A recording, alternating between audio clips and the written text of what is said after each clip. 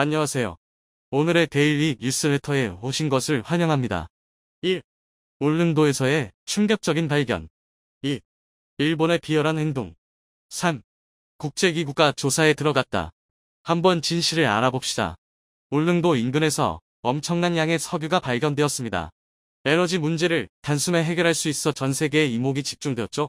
그런데 갑자기 일본에서 울릉도 인근의 땅은 일본 땅이라고 주장하며 석유는 일본 것이라고 주장했다고 합니다. 한국은 흔히 석유가 없는 국가라는 인식이 강한데요. 그런데 알고 보면 18년이 넘는 세월 동안 한국은 사실 산유국이었습니다. 한국은 지금까지 동해가스전에서 천연가스와 초경진료 4,500만 배를 생산했죠. 총 3억 달러의 수입 대체 효과를 누렸으며 사실 한국이 엄청난 산유국일 수도 있다는 희망을 정부에게 안겨주었는데요. 하지만 불행히도 동해가스전 개발 이후 별다른 소식이 없었습니다. 2022년 들어 산유국 지위도 사라지게 되었습니다. 그동안 석유와 천연가스 공급원이 되어 주었던 동해 가스전이 고갈된 것인데요. 대체 광구조사가 늦어지고 이와는 반대로 친환경 에너지 사업이 각광받으며 한국은 석유 생산과는 인연이 없어 보였죠. 그러나 최근 울릉도 부근 지역에 엄청난 양의 석유와 천연가스가 매장되어 있다는 것이 밝혀져 이런 걱정이 쓸데없었다는 사실이 드러났습니다. 추정 수치만 따져보면 현재까지 한국이 파낸 4,500만 배를 초과하는 수치라고 하죠.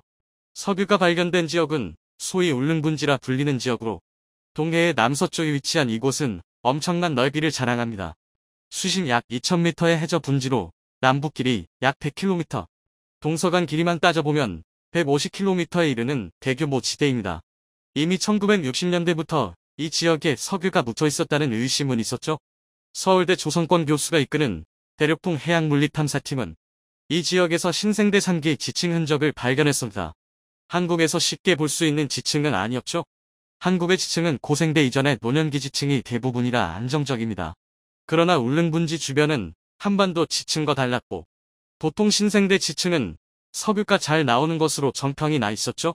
하지만 어디까지나 과학실험을 통한 추론이었을 뿐 실제 석유가 묻혀 있다는 사실을 알기 위해선 대규모 투자를 통한 실증 실험이 필요했습니다. 그리고 몇십 년이 지나서 추론이 현실이라는 것을 밝혀냅니다. 호주의 유명 자원 및 에너지 대기업 우드사이드 페트롤리엄 우드사이드의 탐사 보고서가 결정적이었죠. 한국석유공사와 공동으로 조사를 한 끝에 드러난 수치는 매우 놀라웠는데요. 배럴로 환산하면 약 7억 배럴, 가스전 한 곳에 매장되어 있는 수치가 지금까지 캐낸 수치에 비해 무려 15배나 더 많은 것으로 조사된 것이죠. 지금 이 수치에 더해 울릉분지 주변의 다른 가스전까지 개발할 수 있다면 7억 배럴 이상의 엄청난 양의 자원을 한 번에 얻게 되는 것이죠. 울릉도는 기름 위에 떠 있는 섬이나 마찬가지라고 할 수 있는데요. 이 소식이 전해지면서 에너지 대란을 겪고 있는 전 세계의 눈이 한국으로 쏠리게 되었습니다. 최근 우크라이나 사태로 인해 에너지 수급의 골머리를 앓던 여러 국가들은 대규모 유전이 한국 앞바다에서 발견되었다는 소식에 부러워했습니다. 현재 세계 여러 국가들은 탈탄소 정책을 내세우며 석유와 석탄 등 탄소 기반 에너지원을 사용하지 않기로 결정하면서 친환경 에너지원을 이용한 산업의 지원을 아끼지 않고 있는데요. 한국도 예외는 아니었죠. 한국 역시 탄소 중립에 힘을 실으며 친환경 에너지 사업에 막대한 돈을 투자하기로 결정. 2050년까지 대한민국 사회에서 석유와 석탄 등 탄소 기반 에너지를 배제하겠다고 선언했습니다. 하지만 이와 같은 장밋빛 기대는 현실과 차이가 있었습니다. 중국에서 시작된 자원 수급 문제는 현대 사회가 얼마나 많이 탄소 에너지에 의존하고 있는지 알 수 있었습니다. 호주로부터 대부분의 석탄을 공급받는 중국이 수입을 중단하면서 에너지를 제대로 수급받지 못한 공장이 대규모 정전 사태를 일으켰고 세계의 공장 소리를 듣던 중국이 멈추면서 자재 수급 대란이 발생했죠. 2022년 뜨거운 감자로 치솟은 우크라이나 전쟁에서도 탄소 에너지는 중요한 문제로 떠오를 만큼 한 나라의 힘을 판단하는 데 있어 석유와 석탄이 얼마나 중요한지 새삼 알 수 있습니다. 우크라이나 전쟁 발발한 이후 뉴욕 증시에서 에너지 가격은 급격하게 치솟았죠. 북해 브렌트유 인도분 선물은 장중 99.5달러까지 치솟으며 2014년 이래로 최고 가격을 달성했습니다. 뉴욕 선물거래소 맥스 천연가스 가격은 작년 대비 1.92% 오른 4.46달러에 거래를 끝마치면서 가격 상승 압력을 받았죠. 전쟁이 본격화된 지금 이 가격은 더 치솟을 것으로 바라봤습니다. 천연가스 가격이 10달러 이상 치솟을 거라고 내다본 전문가도 있었죠.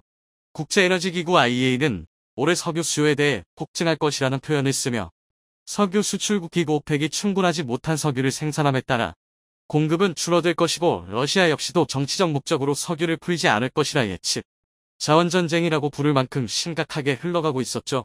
석유와 천연가스에 많은 의지를 하고 있었던 한국 역시 이 문제의 자유로운 상황은 아니었습니다. 친환경 체제로 완전히 탈바꿈한 것이 아니게 탄소에너지 상승에 직격탄을 맞을 수 있었던 상황이죠. 그러나 이번 대규모 유전 개발 소식이 들려오면서 한국은 탈탄소 사회로 이전하기 전에 안정적인 자원 수급이 가능해진 것입니다.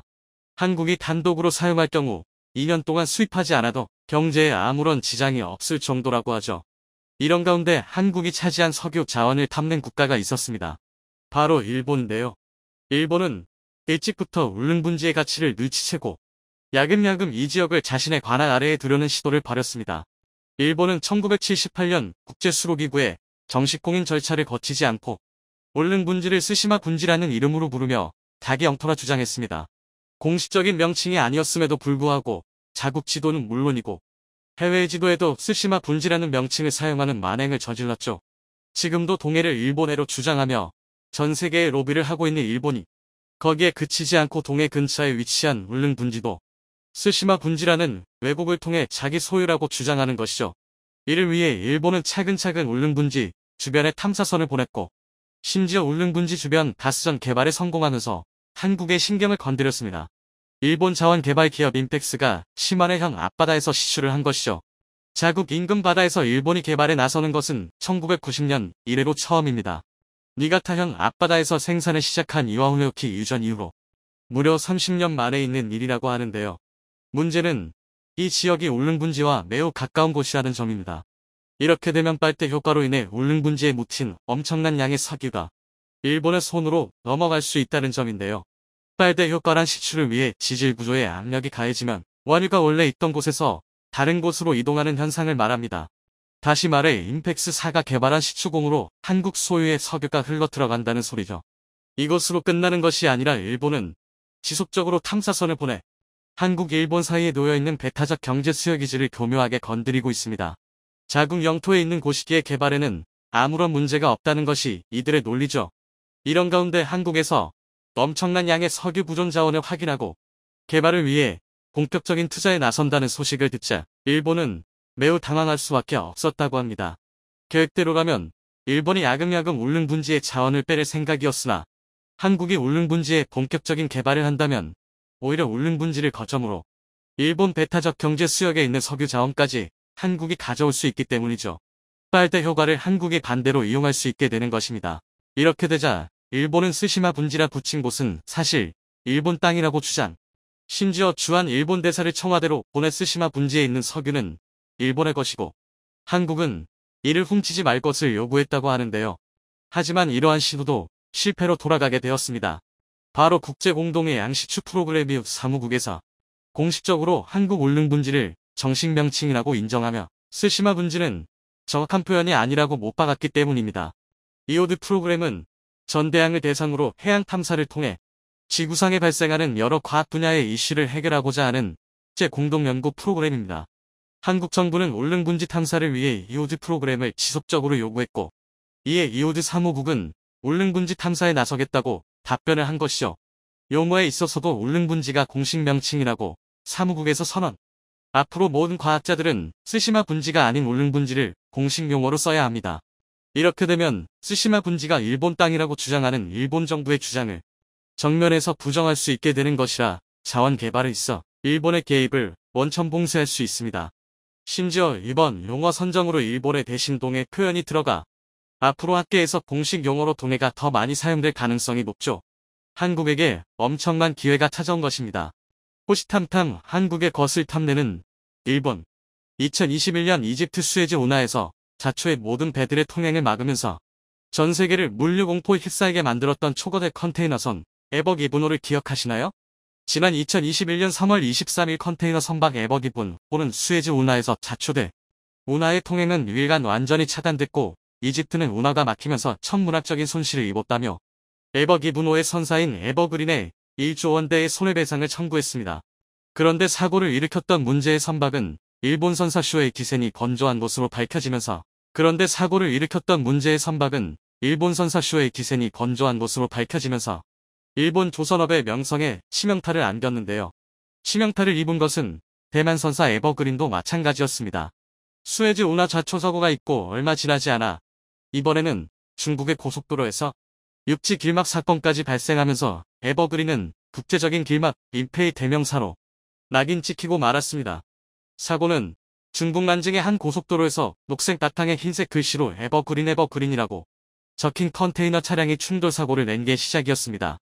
이 컨테이너 차량은 방향을 잃어버린 채 4개 차로를 가로지른 상태로 멈춰섰고 사고 지점 뒤로는 수십 대의 차량이 그대로 멈춘 상태로 기다리며 정체가 시작됐습니다. 사고 차량은 해운사 에버그린의 하청을 받은 운송업체의 트럭이었는데요.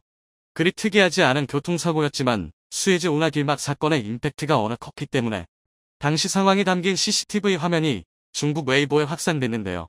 에버그린이란 브랜드의 트럭은 다른 국가들의 여러 온라인 커뮤니티에도 공유되는 또다시 화제가 되며 길막의 대명사로 낙인 찍히고 말았습니다.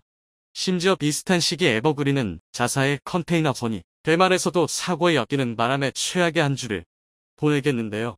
대만 언론에 따르면 수에즈 운하를 마비시킨 에버기브노와 동급인 에버젠틀호가 타이베이라 항구에 정박하는 과정에서 부두의 기중기와 부딪혔고 사고 여파로 컨테이너선의 굴뚝이 심한 손상을 입고 말았던 것입니다. 항구를 관할하는 대만항공사 티프 지룽지사 측은 전날 컨테이너를 싣는 작업을 완료한 기중기와 선박이 동시에 움직여 사고가 났다고 사고 경위를 밝혔습니다. 사실 중국 고속도로를 막은 것은 트럭 운전사의 잘못이지 에버그린의 잘못이라고 볼 수는 없습니다.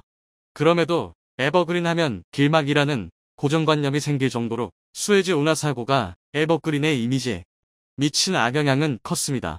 하지만 에버그린사가 잘못한 건 딱 한 가지 있습니다. 일본 조선사의 선박을 구입했다는 것인데요. 그 대가는 상상을 초월했습니다. 최근까지도 그 대가를 치르고 있으니 말입니다. 2023년 2월 세계 최대 규모의 선사인 덴마크 APM 몰러 머스크는 에버기븐의 소유주를 사고 발생 이후 2년 가까운 시간이 지났지만 아직도 이 사건의 피해 보상은 현재 진행인 것입니다. 머스크는 덴마크 해양상업고등법원에 2021년 수에즈 운하를 유기한 마비시킨 에버기븐의 소유주를 상대로 손해배상 청구 소송을 제기했는데요. 에버기븐이 수에즈 운하를 마비시켜서 유럽과 아시아 간 주요 무역은 완전히 차단됐고 당시 머스크의 컨테이너선 50척도 움직이지 못해 막대한 피해를 봤다는 것입니다. 사고 당시 수백 척의 배들이 에버기븐 뒤에 줄을 지어 후진했고 일부 배들은 희망봉 주변으로 우회해야만 했습니다. 이쯤 되면 에버그린사 입장에서는 일본배 한 척 잘못 샀다가 영원히 고통을 받고 있다고 해도 실제로 대만 선사 에버그린은 자초당한 대형 컨테이너선의 군안에 어려움을 겪자 공동의 손가를 선언했습니다. 너무 억울한 나머지 일본 조선소의 손해를 공동으로 부담하자는 선언을 한 겁니다. 공동의 손은 해난 사고를 당한 선박과 화물이 공동으로 피해 금액을 분담하는 제도를 말합니다. 이후에도 에버그린의 시련은 끝나지 않고 있는데요. 1년 전 에버그린의 1만 2억 T 유급 컨테이너선 에버포워드는 미국 동부 지역 볼티모어항 시거트머린 터미널을 출발한 뒤 같은 날 저녁 채석 피크만 해상에서 자초했습니다. 사고가 난 해역의 수심은 8m에 불과했는데요. 이 정도 수심에서 어떠한 이유로 자초됐는지 의문입니다. 미국 해양경비대는 이번 사고로 선체 손상이나 선원과 화물 피해는 없다고 확인했고 기름 유출이나 해양오염도 발견되지 않았습니다. 다만 선박 인양이 난항을 겪고 있다는 점이 문제였습니다. 에버그린은 미국 해양군안회사 돈존 스미트를 기용했고 해양군안회사는 배 주변을 준선한 뒤 밀물 시간을 기다려 이틀간 배를 진흙바닥에서 건져내려고 시도했지만 모두 실패로 돌아가고 말았습니다. 결국 다음 만조 시기까지 기다려야 했고 세 번째 시도 끝에 자초된 지한 달만에야 세 번째 시도에서는 무게를 가볍게 하기 위해 선박에 실려있던 5천여 개의 컨테이너 중 500개를 내리고 주변 해저 13.1m까지 준선하는 작업을 진행해야 했습니다. 이처럼 계속 문제를 일으키자 대만 선사 에버그린은 두 손 두 발 다 들고 1년 전 이집트 수에즈 운하에서 자초된 에버기브노처럼 에버포워드에 대해서도 공동의 송가를 선언했습니다. 앞서 에버그린은 자사의 배가 수에즈 운하 차단으로 막대한 물류 피해가 발생하자 선주사인 일본 슈에이 기센에게 공동의 손을 선언한 바 있습니다. 그리고 일본 조선사에 질려버린 대만 해운사 에버그린은 이제 일본을 완전히 손절하고 한국의 초대형 일감을 안 그래도 전 세계 대형 선박 수주가 밀려들어 작은 배는 주문을 받지도 않는 한국 조선 3사에 최근 대만 선사 에버그린까지 배를 만들어 달라고 부탁했습니다. 한국의 조선 3사, 삼성중공업과 대우조선해양, HD현대중공업이 에버그린이 발주 예정인 컨테이너선 24척의 유력한 파트너사로 물망에 오르며 수주 기대감이 커지고 있는데요. 업계에 따르면 에버그린은 일반 육령 명령 T2급 이중연료 컨테이너선 입찰을 시작했는데 발주 규모는 24척, 가격은 척당 1억 7,500만 달러, 무려 2,300억 원 이상으로 추정됩니다. 층계약 금액은 40억 달러, 약 5조 3,400억 원 상당입니다. 어마어마한 계약 규모인데요.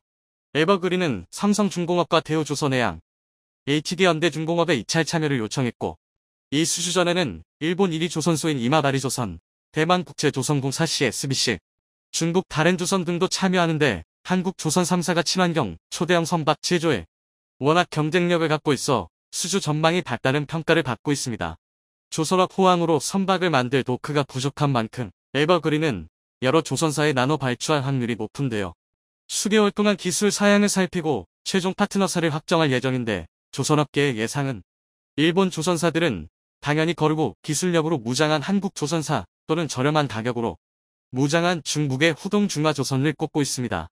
후동중화조선의 모회사인 중국 선박공업 CSS는 아직 2026개의 슬롯이 남아있는데요.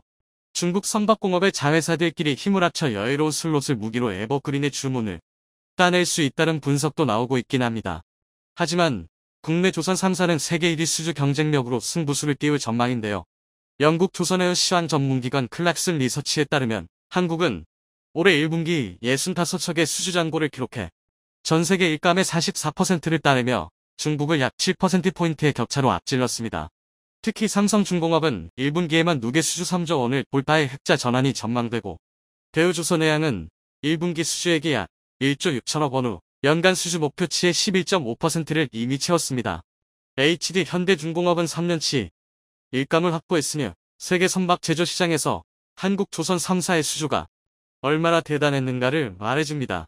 현재 세계 조선업 역시 초격차 기술력의 전장이 되고 있습니다. 수주 실적에서는 한국이 여전히 세계 1위지만 중국의 맹추격을 받고 있는데요. 지금까지는 기술력에서 비교가 안 될 정도의 우위를 보였지만 중국이 많이 따라왔고 더욱이 미국, 독일 전통의 강자들도 디지털로 재무장에 다시 패권을 노리고 있습니다. 그래서 한국이 친환경 LNG선, 미래형 선박 개발에 사활을 걷고 있는 것입니다. 대형 컨테이너선이 한번 자초되면 막대한 피해를 입게 됩니다. 그 피해 규모를 따져보면 차라리 만들 때부터 제 값을 주고 제대로 만드는 게 중요하다는 생각이 들 수밖에 없는데요. 이런 치열한 경쟁에서 일본이 건조한 선박들이 계속 문제를 일으킨다면 최고 수준의 품질을 원하는 업체들은 결국 한국에 손을 내밀 수밖에 없을 겁니다. 현재 태풍 영향으로 일본은 그야말로 아비규하는 모습입니다. 중심기압 998헥토파스칼 10분, 평균 풍속 18mm/초의 빠른 속도로 성장한 태풍. 한국에 직접적인 피해를 줄 것으로 예상됐지만 오히려 일본에 강타하여 많은 상처를 남기고야 말았습니다. 유럽 기상학자들은 태풍 유의해야 한다고 우려를 표했지만 일본 기상청은 소형 태풍에 불과하다라며 전 세계의 지적에도 묵인한 상황입니다.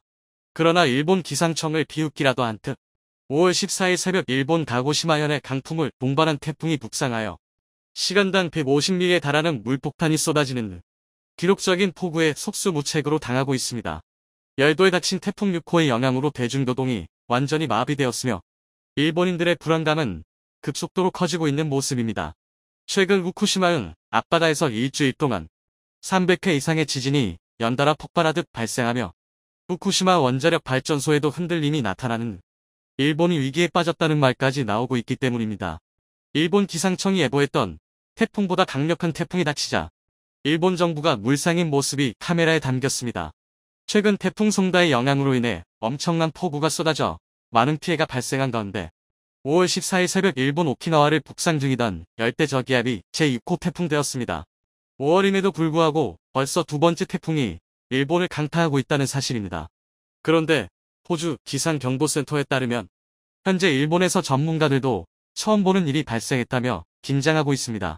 전문가들은 태풍 송다가 지나간 직후 연이어 일본 오키나와의 재해 위험이 높은 태풍이 발생해 기록적인 폭우가 열도를 덮칠지 모르는 상황이라며 정부가 만발의 대비책을 준비해야 된다고 전했습니다.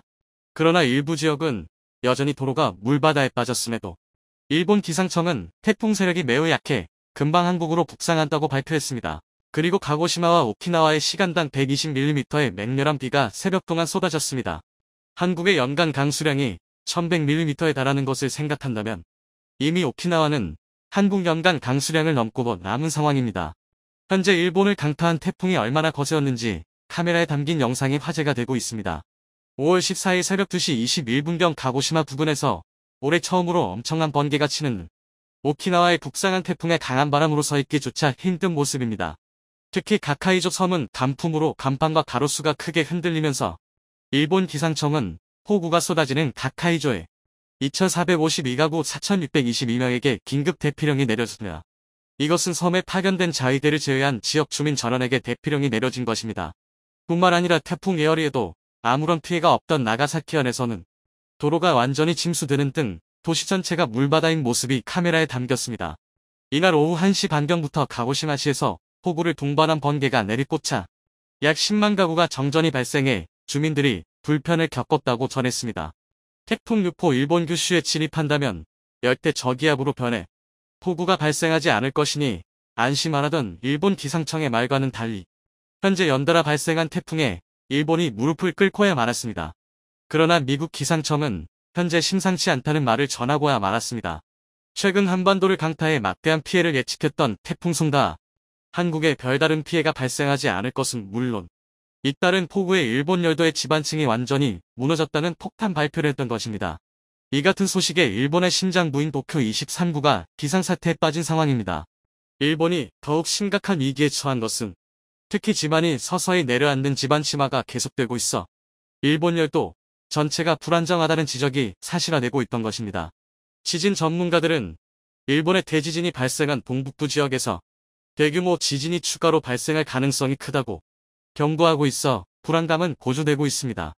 실제로 일본 지질학자인 야스오 국제위원장은 10년간 지진의 여파로 일본 본토가 1.4m 움직이고 지구 자전축이 10cm가량 이동했다는 관측 결과가 나왔다라며 최근 한 달 동안 열도의 진도 이상의 지진이 4차례나 강타하면서 일본 전역의 국도가 균열이 발견되었고 또한 사이타마현에 위치한 대교가 폭우로 우수수 무너지는 등 피해가 속출하고 있습니다. 최근 후쿠시마현 앞바다에서 물고기 떼들이 집단 폐사하며 일본을 발칵 뒤집히고야 말았던 것입니다. 더욱 심각한 문제는 악시 때문에 주민들이 창문조차 열지 못하는 사태에 직면했으며 계속된 이상현상의 주민들마저 후쿠시마를 외면하고 이사를 떠나고 있다는 사실입니다. 마을 주민에 따르면 이러한 현상은 10년 동안 보지도 못했는데 현재 물고기들이 폐사하고 있다라며 공포에 휩싸인 모습입니다. 일주일 동안 300회 이상의 지진이 연달아 폭발하듯 발생하며 후쿠시마 원자력 발전소에도 흔들림이 나타나는 일본의 자연재해가 극심해지자 한반도가 부럽다는 말까지 나오고 있습니다. 특히 일본인들이 충격에 빠진 이유에는 작년 열도를 들이닥친 태풍은 6개밖에 없었지만 올해 태풍 에어리를 시작으로 5월까지 약 2개의 태풍이 일본 열도를 강타하자 결국 일본 네티즌들은 올해 태풍이 계속해서 일본을 괴롭히고 있다라며 여전히 한반도에는 아무런 피해가 없는 것에 원망하고 있던 것입니다.